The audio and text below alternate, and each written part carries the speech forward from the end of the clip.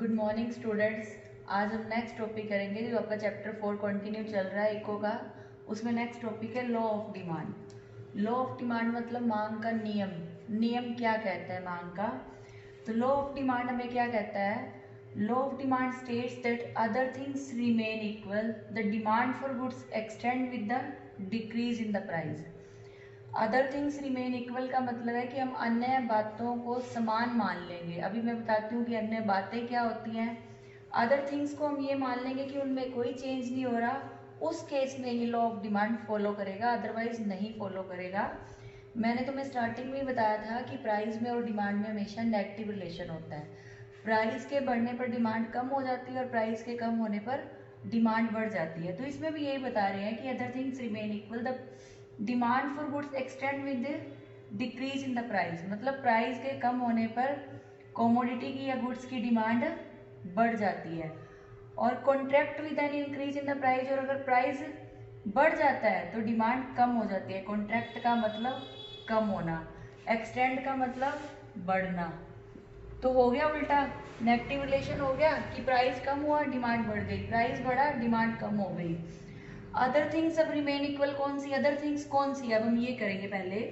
Other things का मतलब जिसमें कोई चेंज नहीं हो रहा, हम ये एजम्पशंस मान कर चलते हैं। जो बातें कोई चेंज नहीं हो रहा कंज्यूमर की इनकम में, क्योंकि हमारी इनकम चेंज हो जाती है फिर हम प्राइस नहीं देखते। अगर मेरी इनकम ज़्यादा है तो मैं ये नहीं देखूंगी प्राइस कम हो रहा है ज़्यादा हो रहा है, जो मैंने खरीदना है वो खरीद ही लूंगी। तो इसमें ये माना जाता है कि इनकम में कोई चेंज नहीं हो रहा।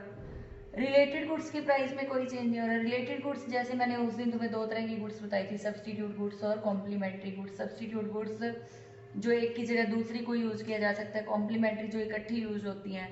तो किसी में भी कोई चेंज नहीं हो रहा रिलेटेड गुड्स के प्राइस में। टेस्ट में चेंज नहीं हो रहा, हमारा जो टेस्ट पहले था एज इट इज वही टेस्ट चल रहा है। ना ही फ्यूचर में कमोडिटी के प्राइस में चेंज होने की कोई संभावना नजर आ रही है। मतलब हमने ये मानना है कि फ्यूचर में भी प्राइस चेंज नहीं होगा। अगर प्राइस चेंज हो गया, मान लो फ्यूचर में कम हो गया, हमें अभी पता लग गया, तो हम तो डिमांड अभी चेंज कर देंगे, हमें ये लगेगा हम फ्यूचर में खरीदेंगे। तो इसलिए इन चीज़ों को एजम्पशंस का मतलब मान के चलना है कि ये कुछ भी चेंज नहीं हो रहा, तभी ये लॉ ऑफ डिमांड फॉलो होगा। अब तुम्हें क्लियर हो जाएगा कि अदर थिंग्स रिमेन इक्वल मतलब ये सारी चीजें इक्वल रहने पर, प्राइस के कम होने पर कमोडिटी की डिमांड बढ़ जाती है और प्राइस के बढ़ने पर कम हो जाती है। अब इसी में हम नेक्स्ट करेंगे शेड्यूल एंड डायग्राम। अब शेड्यूल टेबल मैंने तुम्हें बताया था, टेबल अपनी मर्जी से कुछ भी ले सकते हो तुम। प्राइस कितना है, क्वांटिटी कितनी है, क्वांटिटी को हमेशा यूनिट में लिया जाता है। अब मान लो प्राइस कम हो रहे हैं किसी भी कमोडिटी के, मानना है सिर्फ आपने, कितने भी हो सकते हैं, 100 भी ले सकते हो, 90 80 भी ले सकते हो, 1 2 3 भी ले सकते हो, 5 4 3 भी ले सकते हो। तो प्राइस के कम होने पर हमेशा हम डिमांड क्या करते हैं, बढ़ाते हैं। मान लो पहले 100 थी, 150 कर दी, 200 कर दी, कुछ भी ले सकते हो, एज्यूम कर रहे हैं हम ये। हमें मेन रिलेशन पता होना चाहिए कि प्राइस कम हो रहा है डिमांड बढ़ रही है, यही लॉ ऑफ डिमांड है। इसी को अब हम डायग्राम में बनाएंगे। प्राइस, क्वांटिटी, क्वांटिटी हमेशा यूनिट में। अब इसमें ये भी कंपलसरी नहीं है कि तुम यही टेबल लेके बनाओ, वैसे भी बता सकते हो कि सपोज किया इतने प्राइस पर हमने इतनी क्वांटिटी की डिमांड की, कोई भी रिलेशन ले सकते हो। प्राइस कम हुआ, प्राइस के कम होने पर डिमांड बढ़ गई। उल्टा भी ले सकते हो, प्राइस बढ़ गया डिमांड कम हो गई। अब ये देखो, ये ऊपर जा रहा है मतलब बढ़ रहा है, तो ये इससे पीछे आ रही है, कम हो गई। प्राइस कम हो रहा है तो ये आगे जा रहा है, ज्यादा हो गई। नेगेटिव रिलेशन इसी को कहा जाता है, डी डी, ये बना डिमांड कर्व। तो यही है लॉ ऑफ डिमांड। अगर ये क्वेश्चन आ जाता है तो सबसे पहले आपने लॉ ऑफ डिमांड का मीनिंग लिखना है, मीनिंग के बाद एजम्पशंस, एजम्पशंस के बाद आपने ये टेबल और डायग्राम बनाना है। ये एक टॉपिक है लॉ ऑफ डिमांड। अब हम नेक्स्ट टॉपिक करेंगे, why does demand curve slope downward. इसका मीनिंग ये है कि डिमांड कर्व स्लोप डाउनवर्ड क्यों होता है, इसके पीछे रीजन क्या है। अभी मैंने बताया कि ये जो अपन ने अभी डायग्राम बनाया था ऐसे करके, ऐसे बन रहा था, ऊपर से नीचे डाउनवर्ड आ रहा है। तो डाउनवर्ड क्यों है, इसके पीछे क्या रीजन है, क्यों प्राइस के कम होने पर डिमांड बढ़ जाती है और प्राइस के बढ़ने पर डिमांड कम हो जाती है, इसके पीछे रीजन क्या है। तो उसके लिए फर्स्ट ऑफ ऑल क्या है, diminishing marginal utility. Diminishing marginal utility मतलब हमारी जो उपयोगिता है, सीमांत उपयोगिता कम हो जाती है। अब यूटिलिटी क्या होती है, यूटिलिटी होती है कि हमारी सेटिस्फेक्शन पावर है। मुझे प्यास लगी, पानी मेरी यूटिलिटी है, मैं पानी पी के सेटिस्फाइड हूँ। तो हम जैसे जैसे किसी चीज़ का ज़्यादा कंजम्पशन करते हैं, हमारी यूटिलिटी ईच सक्सेसिव यूनिट से, मतलब अगले यूनिट से कम होनी शुरू हो जाती है। तुम इसमें चपाती का एग्जाम्पल ले सकते हो, मैक्सिमम सपोज 3 चपाती खा सकते हो। तो जैसे जैसे चपाती का कंजम्पशन बढ़ाया, तुम्हारी यूटिलिटी कम हो गई। अब इसमें हम यूटिलिटी क्यों काउंट कर रहे हैं, क्योंकि हम हमेशा वही गुड्स खरीदते हैं जहाँ हमारा प्राइस और हमारी यूटिलिटी सेम हो।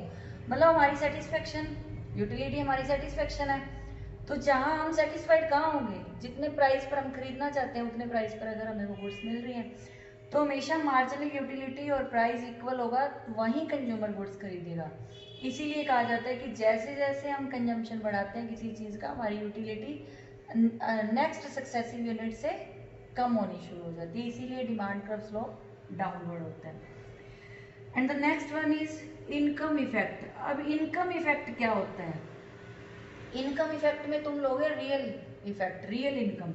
अब इसमें सपोज एप्पल लेने गए मार्केट में तुम, एप्पल का क्या है, अभी 50 रुपीज़ पर केजी है, तुमने 100 रुपीज़ के ले लिए 2 केजी, मतलब 50 रुपये किलो है, 2 किलो तुमने खरीदे 100 रुपये की।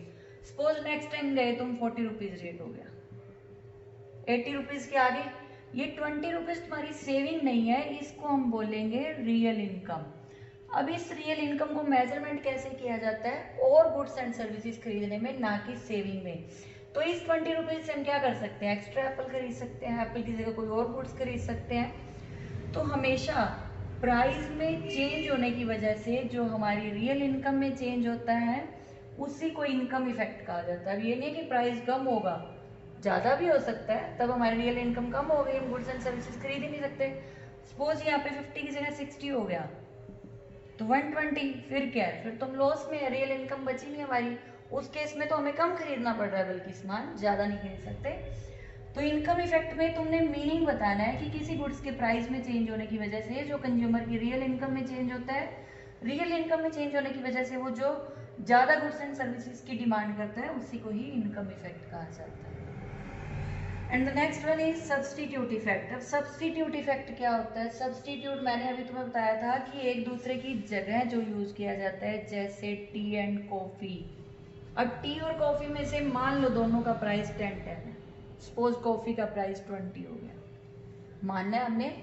इसका प्राइस चेंज होने की वजह से अब लोग इसकी डिमांड ज़्यादा बढ़ा देंगे, क्योंकि ये महंगी होगी। तो एक बात तुमने हमेशा याद रखनी है कि मीडियोकर फैमिली के पॉइंट ऑफ व्यू से सारी इको को करना है, ना तो तुमने हाई सोसाइटी के अकॉर्डिंग करना है, ना ही मिडिल क्लास फैमिली के अकॉर्डिंग करना है, बिल्कुल लो क्लास फैमिली। क्योंकि गरीबों के पास पैसे नहीं होते कि वो खर्च कर सके, अमीर पैसे को देखते ही नहीं है, प्राइस को देखते ही नहीं है, कम है ज़्यादा है। तो हमेशा मिडिल क्लास फैमिली के पॉइंट ऑफ व्यू से इको को समझा जाता है। तो इसमें क्या हुआ कि अगर प्राइस चेंज हो गया कॉफ़ी का, तो हम क्या करेंगे, टी की डिमांड बढ़ा रहे हैं, तो इसमें मीनिंग में क्या लिखोगे, एक गुड्स के प्राइस में चेंज होने की वजह से दूसरी गुड्स के डिमांड में जो चेंज होता है, उसी को सब्सटीट्यूट इफेक्ट कहा जाता है। इसी का ही फिर तुम रिलेट करोगे कि क्यों डाउनवर्ड स्लोप होता है या क्यों अपवर्ड होगा, तो वो पॉजिटिव रिलेशन हो जाएगा। फिर नेक्स्ट है साइज ऑफ कंज्यूमर ग्रुप। अब कई चीज़ें ऐसी होती हैं बहुत महंगी हैं, सारे कंज्यूमर नहीं खरीद सकते। सपोज मैंगो है, जैसे आजकल मैंगो का सीज़न है, सपोज हम ये मान लेते हैं कि 200 रुपीज़ पर केजी है, 1 किलो का रेट। अभी जैसे मान लो पिछले महीने था सपोज, तो अब 200 रुपये किलो पे क्या सारे लोग खरीद पा रहे होंगे इसको, नहीं, कुछ एक लोग खरीद रहे होंगे। लेकिन यही अभी आने वाले टाइम में क्या हो जाएगा, 50 रुपीज़ पर केजी हो जाएगा। उस केस में जो पहले लोग नहीं खरीद रहे थे वो भी खरीदने लग जाएंगे।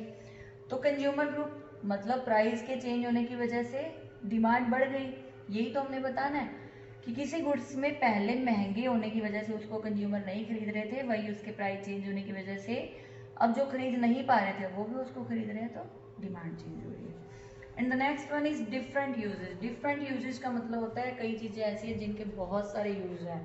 फॉर एग्जाम्पल मिल्क, इलेक्ट्रिसिटी, इसके अलावा तुम ले सकते हो ग्राम, या जिसको हम चना बोलते हैं, घोड़ों के भी काम आता है, मनुष्य के भी काम आता है। महंगा हो गया तो हम थोड़ा थोड़ा यूज़ कर लेंगे। इलेक्ट्रिसिटी मेन इसमें सही है, या मिल्क सही है। मिल्क क्या है कि अगर ज़्यादा महंगा हो जाएगा तो हम नॉर्मल यूज़ कर लेंगे, चाय के लिए या दूध के लिए, पीने के लिए। इसके अलावा अगर सस्ता है तो हम हर एक चीज़ में यूज़ कर रहे हैं, उसकी दही भी जमा रहे हैं, उसमें पनीर भी बना रहे हैं, खीर भी बना रहे हैं, कुछ भी यूज़ कर सकते हो। तो डिफरेंट यूज़ मतलब किसी चीज़ के प्राइस में चेंज होने की वजह से उसकी डिमांड में चेंज हुआ, कम हो गया इसका प्राइस तो डिमांड बढ़ गई, ज़्यादा हो गया तो कम हो गई। तो ये टॉपिक था why does demand curve slope downward. Downward मतलब प्राइस में चेंज होने की वजह से डिमांड में चेंज कैसे होता है वो आपको एक्सप्लेन करना था। थर्ड टॉपिक है exceptions of law of demand. Exception मतलब अपवाद। अपवाद का मतलब कि कब कब डिमांड कर्व स्लोप पॉजिटिव हो सकता है, मतलब कब कब ये अपवर्ड हो सकता है, इस टाइप से। अब इस टाइप से कैसे जाएगा, अब इसमें क्या है, देखो प्राइस, इधर प्राइस आता है, क्वांटिटी, स्टार्टिंग में इतने प्राइस पर इतनी क्वांटिटी ली हमने, प्राइस इंक्रीज हुआ, डिमांड भी बढ़ गई। कब होगा ऐसा, प्राइस के बढ़ने पर डिमांड बढ़ जाए और प्राइस के कम होने पर डिमांड कम हो जाएगी। कब कब डिमांड कर्व स्लोप पॉजिटिव हो सकता है, क्या कहा तुमने सुना है कि प्राइस के बढ़ने पर डिमांड बढ़ जाए और प्राइस के कम होने पर कम हो जाए, ये भी होता है। तो यही तो हमने बताना कि किस केस में ऐसा हो सकता है। फर्स्ट है आर्टिकल ऑफ डिस्टिंक्शंस, मतलब शानो शौकत की वस्तुएं। शानो शौकत की वस्तुएं जो हमारे स्टैंडर्ड ऑफ लिविंग को इम्प्रूव करती हैं, हमारी इमेज बढ़ाती हैं। जैसे घर में फर्नीचर चाहिए, सोफा सेट चाहिए, कालीन चाहिए, हमें लगता है कि जितना महंगा होगा उतना अच्छा लगेगा घर में पड़ा हुआ। ऐसी ज्वेलरी है, डायमंड की हो, कितनी अच्छी लगेगी डाली हुई। तो शानो शौकत की वस्तुएं वो वस्तुएं होती हैं जिनके प्राइस के बढ़ने पर इनकी डिमांड बढ़ जाती है और प्राइस के कम होने पर कम हो जाती है। Next one is ignorance. Ignorance का मतलब होता है lack of knowledge. Lack of knowledge या अज्ञानता, ज्ञान की कमी। कभी कभी हम क्या करते हैं, अपने माइंड में एक इल्यूजन, भ्रम बना लेते हैं, वहम बना लेते हैं कि सस्ती चीज़ है, बेकार ही होगी, महंगी है तो अच्छी होगी। बहुत से लोग हैं इसमें, मे बी मैं भी उनमें से एक हूँ। तो हम क्या करते हैं कि सेल में सामान मिल रहा है, हमें लगता है सेल का सामान है, बेकार ही होगा, हो सकता है अच्छा हो। तो ये हमारी इग्नोरेंस है, हमने इमेज अपने आप इमेजिनेशन कर लिया कि ये चीज़ सस्ती है तो अच्छी नहीं होगी, महंगी है तो अच्छी होगी।